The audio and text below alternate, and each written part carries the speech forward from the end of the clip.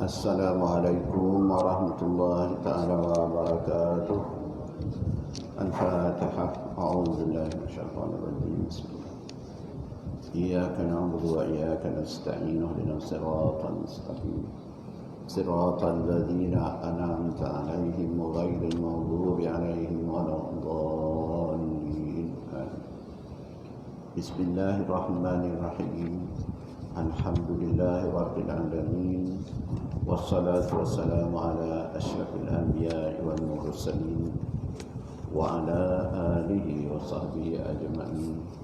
Allahumma ij'alna fahman nabiyyin wal malaikatil mukarramin wasyuhada'i wal ulama'il amilin.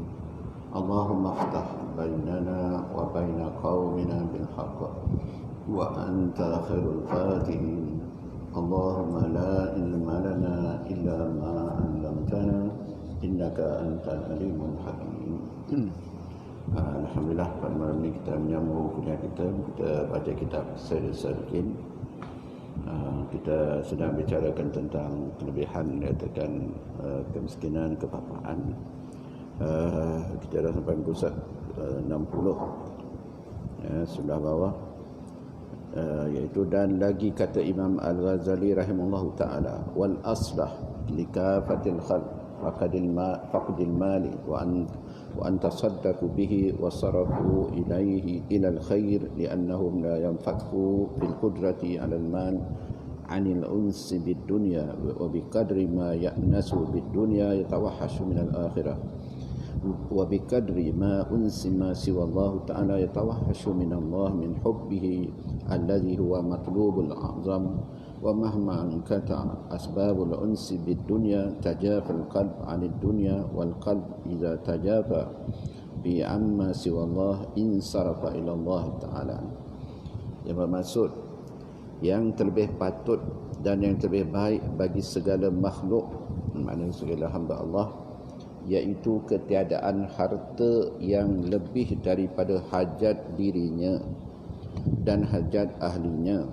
Dan jikalau ada yang memberi sedekah dengan hartanya yang lebih daripada sekadar hajat mereka itu dan membelanjakan kepada berbuat kebajikan sekalipun, kerana mereka itu tiada lepas di dalam puasa mempunyai akan harta seperti yang demikian itu daripada jinak hatinya itu dengan dunia, yakni dengan harta dengan sekadar iaitu jinak hamba dunia itu, iaitu liar ia daripada akhirat,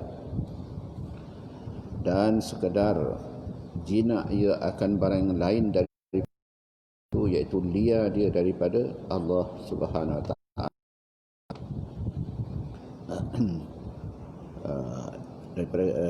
Liar dia daripada Allah Ta'ala dan liar ia daripada kasih akan Allah Ta'ala, iaitu sebesar-besar yang dituntut oleh orang yang menjalani akan jalan akhirat yang menyampaikan kepada ma'rifatullah Ta'ala, dan manakala putus segala sebab yang menunjukkan dengan dunia itu, nescaya jauh hati itu daripada kasih akan dunia, dan adalah hati itu apabila jauh ia daripada kasih akan yang lain daripada Allah Ta'ala itu, nescaya berpaling ia kepada Allah Ta'ala. Dan setengah daripada kasih akan dunia itu menyampaikan harta atau menyimpankan harta, dan kasih akan dunia itu mengurangkan kasih kepada Allah Ta'ala, dan adalah diumpamakan oleh ulama ahli sufi antara kasih akan dunia dan kasih akan Allah Ta'ala itu seperti antara masyrik dengan maghrib. Maka tiap-tiap hampir kepada masyrik itu jauh ia daripada maghrib, dan tiap-tiap yang jauh daripada masyrik ia hampir kepada maghrib. Dan dari kerana inilah berkata pula Imam Al-Ghazali, Imam Al-Ghazali mensarankan bahawasanya yang sepatutnya bagi kita semua hamba-hamba Allah, makhluk, harta hanya sekedar hajat, kata, keperluan untuk keperluan untuk keluarga, ya. Kemudian keperluan untuk bersedekah lah, bersedekah, iaitu keperluan diri kita keperluan hajat keluarga, ahli kita, dan yang lebih daripada itu dia kata bersedekah dengan harta yang lebih daripada sekadar hajat itu. Untuk apa disanankan begitu? Sebab kalaulah kita mempunyai harta, kita simpan, kita nakkan hanya sentiasa bertambah, maka akan timbul dalam hati kita hubbud dunya, cintakan dunia, cintakan harta. Apabila seseorang cinta akan harta, maka dia dikatakan akan liar daripada Allah Subhanahu Wa Taala, akan jauh dia daripada akhirat. Jadi dengan sebab itulah dunia ataupun harta, kekayaan, pangkat, kedudukan dan apa semua itu adalah dinamakan dunia. Dan bagaimana kita nak menguruskan dunia itu? Jadi dia minta jangan sampai dia katakan hub, makna cinta. Maksud cinta ni, kalau dunia itu dia pulun habis, takkan banyak bertambah-tambah dan apa semua, tak mau nak menderma, tak mau nak menginfak, bersedekah. Itu golongan yang dia dah sampai kata hub, cinta kepada dunia. Apabila dia cinta kepada dunia, maka akan jauh dia daripada akhirat. Orang yang cintai dunia, maka dia akan jauh daripada akhirat.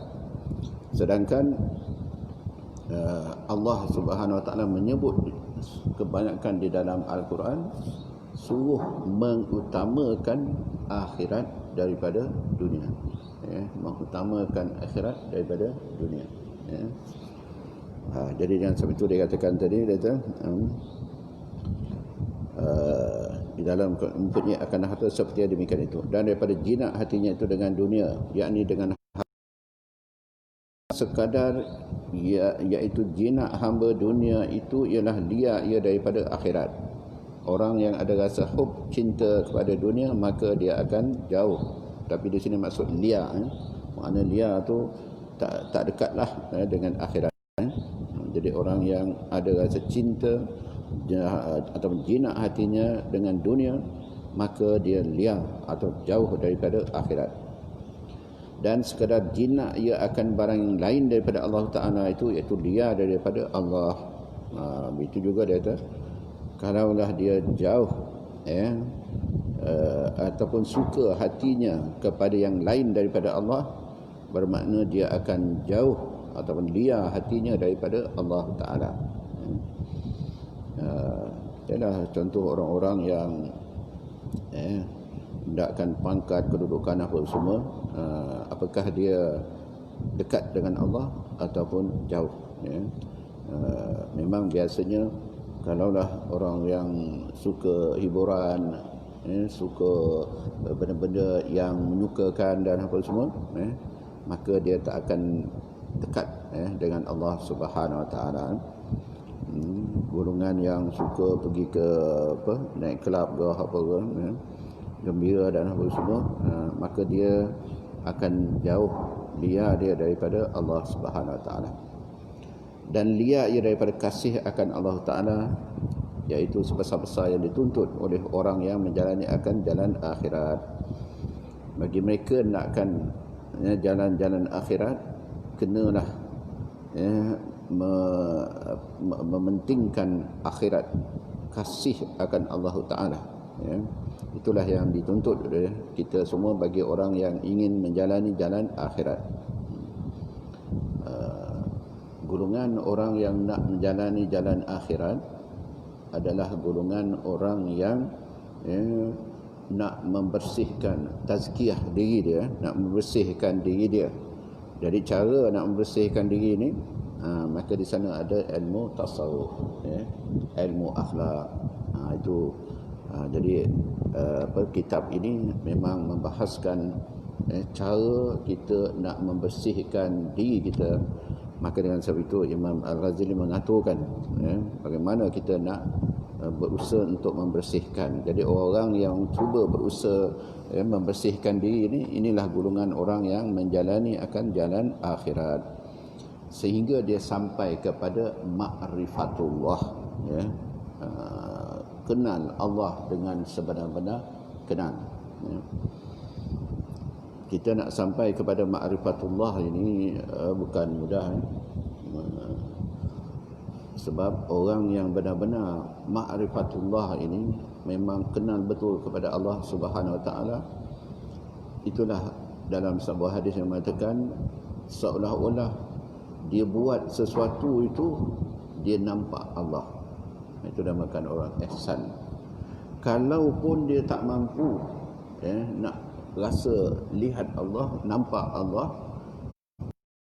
yakin bahawasanya Allah sentiasa memerhati kat dia.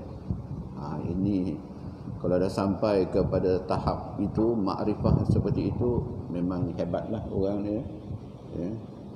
Dia rasakan dia boleh lihat, nampak Allah. Kalau tak mampu, dia rasakan yang Allah sentiasa memerhati kat dia. Ini bukan mudah kita nak dapat rasa seperti itu. Hanya kita kadang-kala dapat rasakan sekejap dia. Ketika mana kita sakit mungkin, bantulah, tolonglah aku dan sehatkanlah aku, macam-macam kita dekat dengan Allah, seolah kita dekat. Tapi apabila dah sehat, dah lupa dah. Itu juga masa kita rasa takut. Mungkin kita seorang-seorang dalam malam hari apa semua, sampai satu tempat itu kira macam merebang di rumah kita. Masa tu kita baca macam-macam, ayatul kursi lah apa semua. Jadi keadaan itu seolah kita dekat betul dengan Allah, inginkan Allah sentiasa memberi bantuan, menyelamatkan kita daripada ketakutan itu. Tapi apabila dah terang, dah jumpa api, dah jumpa kereta lain orang, dah ramai, dah relax lah. Tak ada. Itu hanya dalam ketika yang tertentu sahaja. Tapi orang yang ma'rifatullah sebenar, dia bila-bila masa daripada dia tidur bangun apa semua, esok semua dirasakan sentiasa Allah Subhanahu Wa Taala memerhati, ataupun dia rasa nampak akan kebesaran Allah Subhanahu Wa Taala itu. Dari itu kalau dapat itu memanglah orang itu dah sampai kepada ma'rifatullah yang sebenarnya.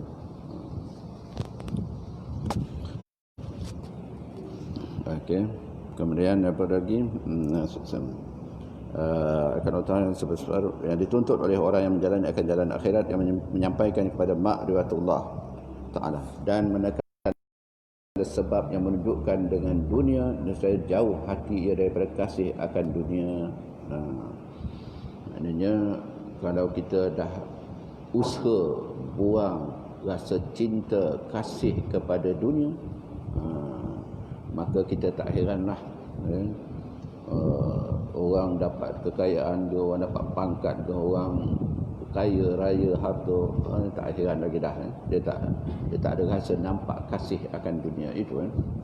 Dan adalah hati itu apabila jauh ia daripada kasih akan yang lain daripada Allah Ta'ala, nescaya berpaling Allah Ta'ala. Kalau dia dah tak lihat benda-benda hiburan lah apa ke dan macam-macam lagi tu, berpaling ataupun pergi kepada Allah Subhanahu Wa Taala. Dan setengah daripada kasih akan dunia itu menyampaikan harta, menyimpankan harta. Apa tu golongan yang dikatakan ciri kepada dunia. Dunia itu adalah orang yang menyimpan.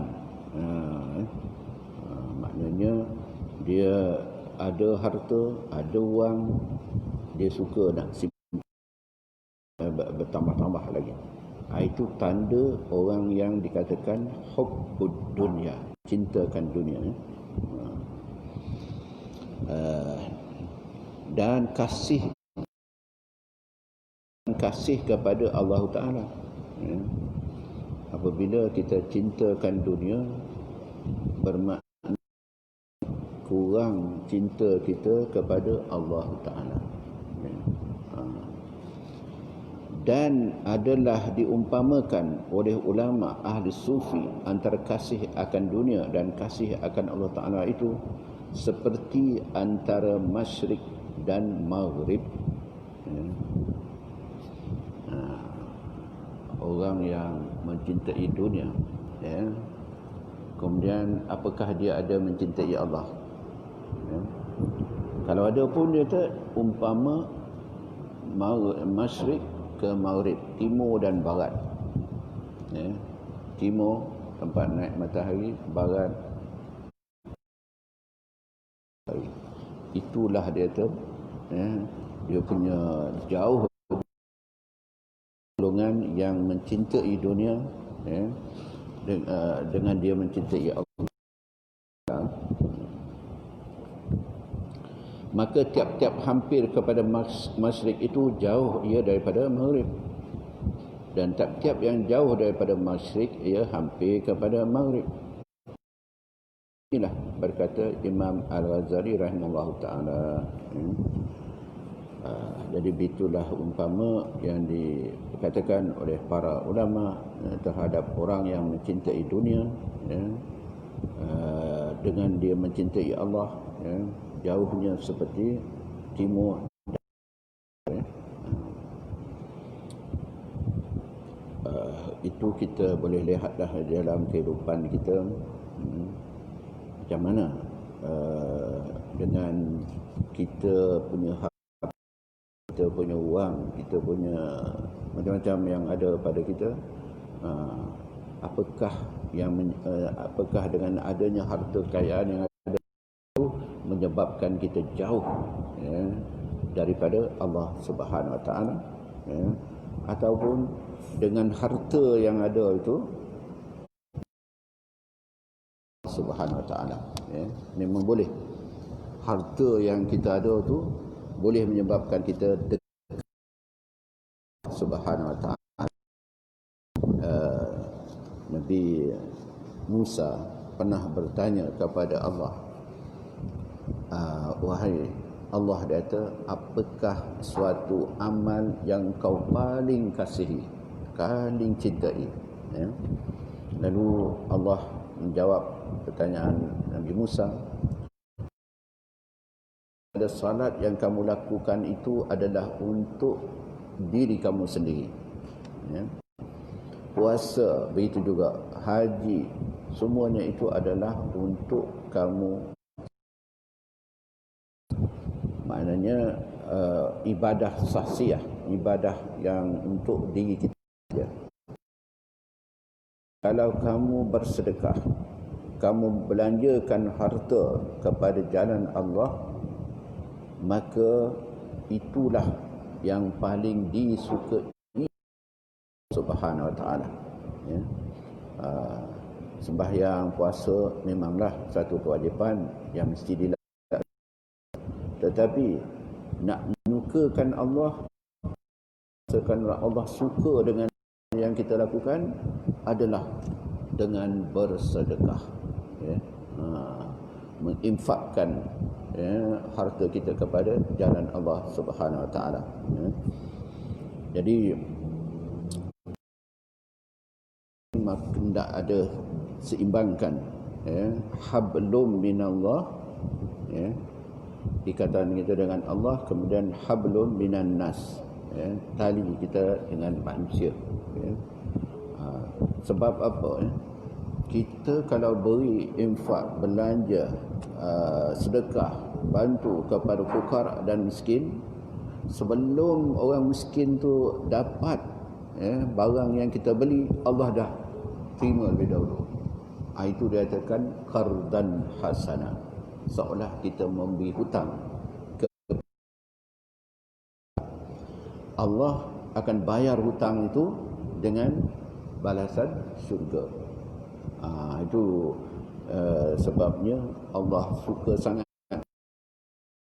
amalan bersedekah, amalan kita beri bantuan, pertolongan kepada golongan fukara wal masakin. Ya. Itu juga tentang satu kisah dia kata zaman Nabi Musa juga. Ya, seorang suri rumah dengan suami dia susah. Berusaha pun tak dapat, tak menyenang. Dia mengadu ke Nabi Musa, kami ini susah, kami dah apa semua senang.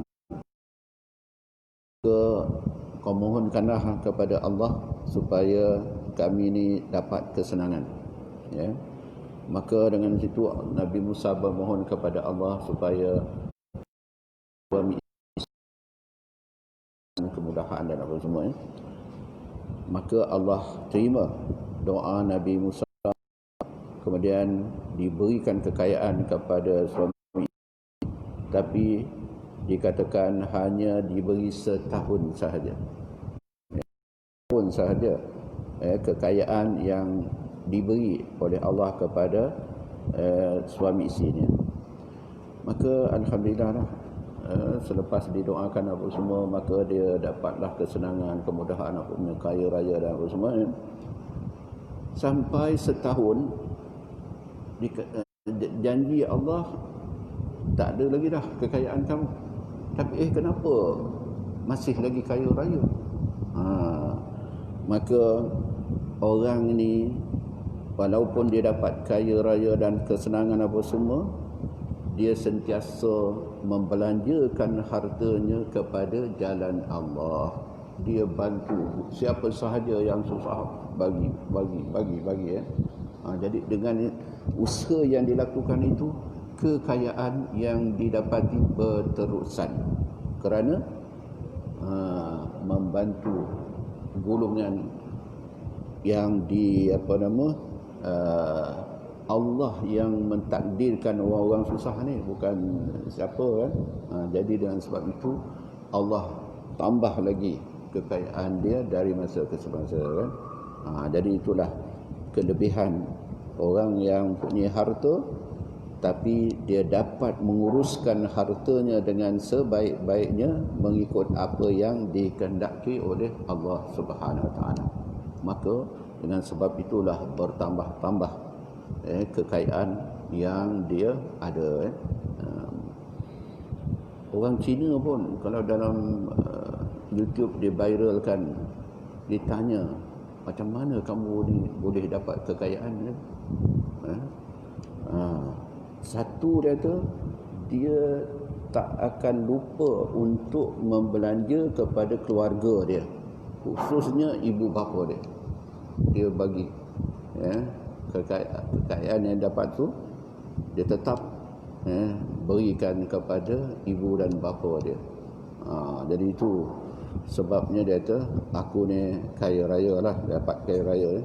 Kemudian mungkin dia tahu jugalah kelebihan membelanjakan harta tu kepada ahli keluarga kan.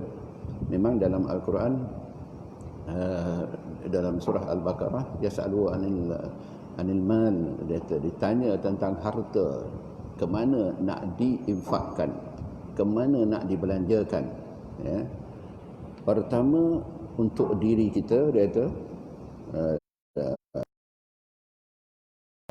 untuk kita, khususnya seperti ibu bapa, kemudian untuk anak, anak kita yang belajar, anak kita yang masih kecil dan apa semua. Kemudian yang lebih daripada itu barulah diinfakkan, barulah disedekahkan kepada golongan-golongan memerlukan. Jadi itu dijelaskan dalam Al-Quran itu. Okey, itu harta yang di seseorang dan bagaimana dia menguruskan hartanya, apakah melaksanakan menguruskan hartanya dikehendaki oleh Allah dan Rasulnya. Dan Dan kerana ini kata pula Imam Al-Ghazali rahimahullahu ta'ala, فينبغي أن يكون مطمح النظر العارف قلبه بعنزوبه عن الدنيا وأنسه بها، فإذا فضل الفقير والغني بحسب تعلق قلبيهما بالمال فقط فإن تساويا فيه تساوت درجاتهما إلا أن هذا مزلة هدم وموضع غرور، فإن الغني ربما يظن أنه منقطع القلب عن حب المال ويكون حبه جبينا في باطنه وهو لا يشعر به، وإنما يشعر به إذا فقده فليجرب نفسه بتفريقه، وإذا سرق منه فإن وجد لقلبه إليه التفاتا فليعلم أنه كان مغرورا. Artinya, maka seiganya bahawa adalah tempat tilik perhati orang yang arif, orang yang mengenal Allah tadi, iaitu di dalam hatinya pada bencinya daripada dunia dan sukanya dengan dia itu, maka ketika itu adalah kelebihan orang yang fakir dan orang kaya, iaitu dengan sekira-kira bergantung hati keduanya dengan hartanya itu. Maka jika bersamaan keduanya itu di dalam kasihnya akan harta dan bencinya akan harta, maka itu bersamaan darjat keduanya. Tetapi bahawa adalah bicara ini tempat tergelincir kaki orang kaya itu dan tempat terpedaya, maka kerana bahawa orang yang kaya itu barangkali menyangka ia akan bahawasanya telah putus hatinya, padahal ia tiada ingat, dan adalah kasihnya itu tertanam di dalam hatinya, padahal tiada ingat dengan dia, dan hanya saja ingat ia apabila ketiadaan ia daripada harta. Maka hendaklah ia mencuba akan dirinya itu dengan membelanjakan harta itu, atau mencuba ia akan dirinya terkala dicuri orang akan hartanya itu. Maka jikalau mendapat ia bagi hatinya terpaling kepada harta yang dicuri orang, maka diketahui bahawa adalah telah terpedaya ia. Dan inilah kebanyakan hal orang yang kaya, iaitu melainkan anbiya dan awliya, maka adalah mereka itu lepas daripada terpedaya itu dari kerana inilah berkata. Jadi memang dalam kehidupan kita ada orang kaya, ada orang miskin. Orang kaya, apakah cinta dengan harta itu lebih ke atau kurang, dan lawan kasih maknanya bencilah. Maksud benci ni bukan maksud buang habis dunia, tapi tidaklah memandang lebih kepada dunia itu. Jadi orang kaya memang ada kalanya dia memandang kasih dunia itu lebih daripada benci kepada dunia. Begitu juga orang fakir, orang fakir miskin, begitu juga. Dia hendakkan kekayaan tapi tak dapat, maka dia ada di dalam dirinya kasih. Bagaimana cara nak tahu orang itu lebih cinta dunia ataupun lebih tak sukakan dunia? Iaitu kalaulah berlaku dalam kehidupan dia, misal kata orang curi duit dia, katakan duit kata adalah 2-3 ribu ke 4 ribu hilang, katakan. Bagaimana dia menghadapi situasi begitu? Apakah tak tidur malam dia? Ataupun dia boleh relax jadi bukan mudah khususnya kalau orang perempuan, dia marah habis, manalah letak duit apa semua ni, 5,000 bukan sikit. Kalau senang nak cari macam-macam lah dia ceritalah habis-habis kan. Jadi kalaulah orang itu hilang duit 5,000 ni, dia tak tidur malam, makna dia adalah golongan yang tertipu, kata Imam Ghazali, tertipu. Maksud dia tu tertipu itu makna dunia tu, wang itu menipu dia. Ya.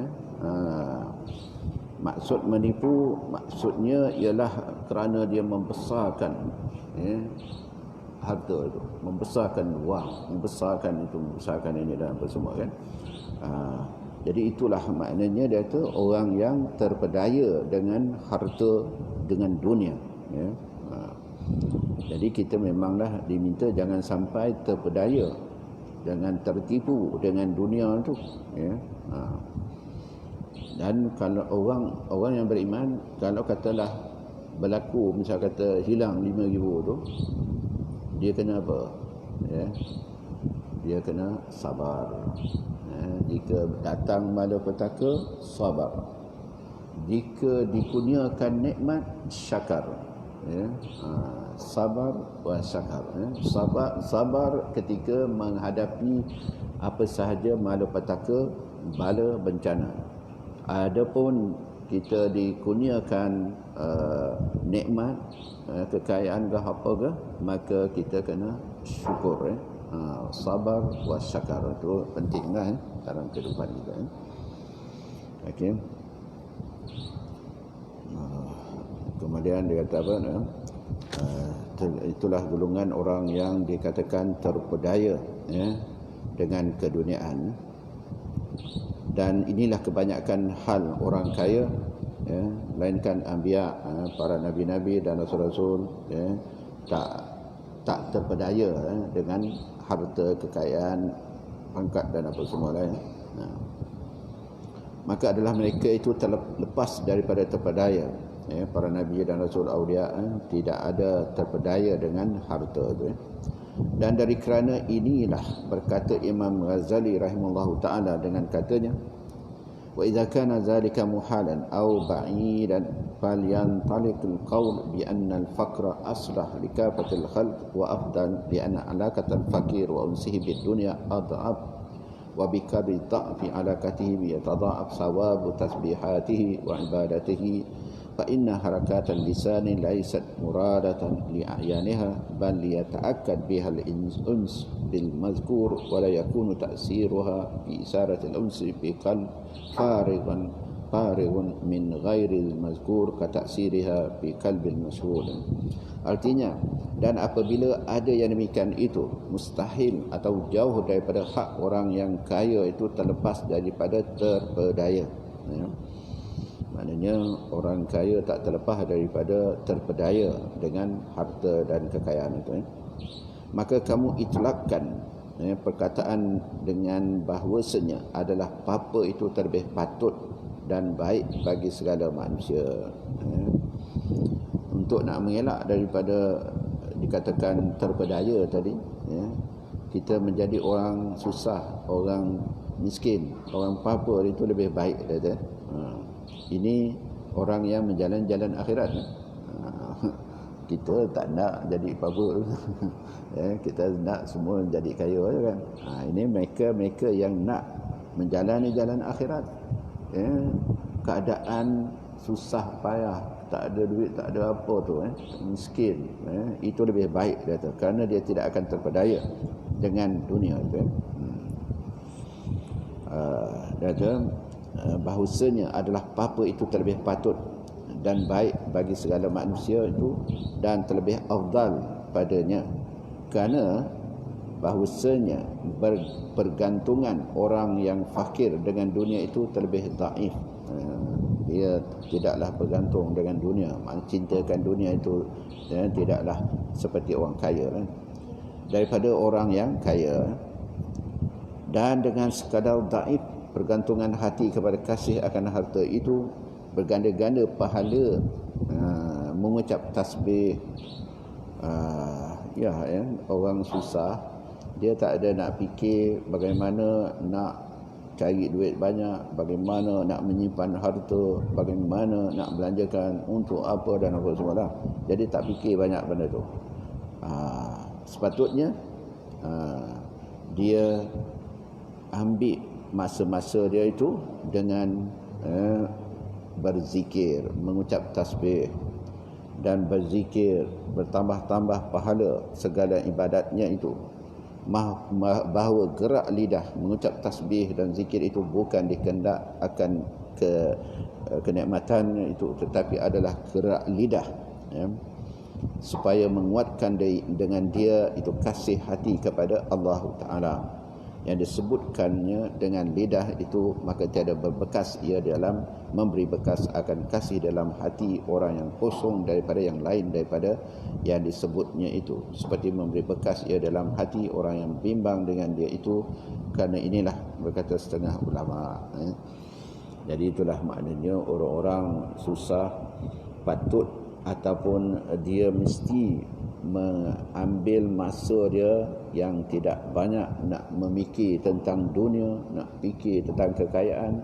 Hendaklah dia ambil masa dia itu untuk menumpukan, beribadah kepada Allah Subhanahu Wa Taala. Tapi ini tak berlakulah dalam masyarakat kita. Orang yang susah ni, dia nak pergi masjid pun tak tahulah, buat alasan macam-macam, aku susah, pakaian aku macam ni, tak ada apa ke apa, nak pergi jauh masjid ke, nak jalan kaki apa semua kan. Jadi itu sebab memang Rasulullah pun ada beri peringat bahawasanya dia kata orang yang fakir, miskin dekat dengan kekufuran. Di samping tadi mengatakan tentang kelebihan orang yang fakir, orang yang miskin, tetapi diperingatkan juga oleh Rasulullah SAW, sesungguhnya orang fakir, orang susah, orang miskin dekat dengan kekafiran. Sebab dia buat alasan, dia susah, dia payah, dia tak ada itu, tak ada ini, jadi buat apa nak salat, buat apa nak pergi masjid, buat apa nak belajar lagi. Jadi ini alasan yang didatangkan, dibuat-buat. Maka orang yang macam ni dahlah dia miskin, dahlah tak ada amal ibadah. Apa yang ada nanti apabila dia nak bertemu dengan Allah nanti? Jadi susah juga orang miskin ini kita nak dakwah, nak kena pergi jumpa dia, nak pergi ziarah dia, bawa sikit, macam Abid Liu bawa macam-macam, dan bagi dia, kalau tak ada rumah, sewakan rumah, dia bayar. Jadi kalau ada orang macam Abid Liu ni, memang orang miskin yang ada di dalam masyarakat dapat dibela ataupun dapat diberi tarbiyah, diberikan supaya dia menjadi orang yang beriman sebenar-benarnya, melaksanakan segala titah perintah di samping dia susah. Maka kalau itu dapat dia buat, dia akan diberi oleh Allah gandaan, pahala ganjarannya di sisi Allah Subhanahu Wa Taala nantilah. Kemudian berkata setengah ulama yang dahulu dengan katanya, mislu man ta'abbada wa huwa fi talabi dunya mislu man yutfi'un nar bil hulafa'i wa misli man yaghsilu yadahu minal ghamri bil samti. Artinya bermula seumpama orang yang berbuat ibadah padahal iaitu menuntut akan harta itu, iaitu orang yang berkehendak memadamkan api dengan rambut yang kering. Dan lagi umpama orang yang berkehendak membasuh akan tangannya dari kena lemak ikan itu dengan ikan pula. Dan kata Abu Sulaiman Ad-Darani rahimallahu taala, jadi itu contoh yang diberi tentang bagaimana golongan yang membuat ibadah padahal ia menuntut akan harta. Jadi insya-Allah kita berhenti pada itu kerana dah masuk waktu. Insya-Allah kita ulang balik pada bulan yang akan datang. Wallahu a'lam. Bismillahirrahmanirrahim. Rabbana anfa'na bima 'allamtana ربي علمنا الذي ينفعنا ربي فقهنا وفقه أهلنا وقرابات لنا في ديننا مع أبي كتر الأنسى وذكر ربي وفقنا وفقكم بما ترتضي قولا وفعلا كرما وارزقنا كل حلالا دائما الأخلاء أتقياء علماء نحظى بالخير ونكفى كل شر ربنا أصلح لنا كل شؤون وأكرم بالرضا منك العيون واغفر ربنا كل ديون قبل أن تأتينا رسل المنون واغفر استر أنت أكرم من ستر وصلاة الله توسع المصطفى من إلى الحق دعنا والوفاء بكتاب فيه للناس ستر وعلى الآل الكرام الشرفاء وعلى الصحب ومصابه الورى اللهم هدنا بهداك واجعلنا من سار في رضاك ولا تولنا وليا سواك ولا تجعلنا ممن خالف أمرك وعصى وحسبنا الله ونعم الوكيل ولا حول ولا قوة إلا بالله العلي العظيم سبحانك اللهم بحمدك نشهد أن لا إله إلا الله نستغفرك ونتوب إليك وصلى الله على سيدنا محمد وعلى آله وصحبه وسلم والحمد لله رب العالمين بسم الله الرحمن الرحيم والعصر إن الإنسان لفي خسر إلا الذين آمنوا وعملوا الصالحات وتواصوا بالحق وتواصوا بالصبر السلام عليكم ورحمة الله وبركاته